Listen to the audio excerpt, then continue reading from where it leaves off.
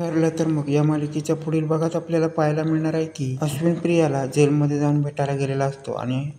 प्रिया रडतच नाटक करत असते आणि ती दाखवून देत असते की अर्जुन आणि सायलीने या सगळ्यामध्ये मला अडकवलं आहे आणि या खुनामध्ये माझा काहीच संबंध नसला तरी अर्जुनने माझ्यावर खोटे आरोप टाकले आणि त्यांच्याचमुळे मी 7 वर्ष जेलमध्ये अडकले. आणि आता अश्विन स्वतःचं डोकं न वापरता सायली अर्जुनशी भांडायला जातो आणि सगळ्यांचा राग करतो आणि साक्षी याचाच वापर करून ती अश्विनला सांगते की जाऊन माझ्या बापाला भेट, ते तुला मदत करू शकतात की प्रियाला बाहेर काढण्यासाठी. आणि या सगळ्यामध्ये अर्जुन आणि सायलीचा दुश्मन महिपत आणि अश्विन हे त्यांच्या विरुद्ध झालेले असतात आणि महिपतला हेच हवं असतं की अर्जुनचा लहान भाऊ आमच्यामध्ये मिळाला आहे आणि अश्विनची मदत घेऊन ते अर्जुनला इजा पोचवतात.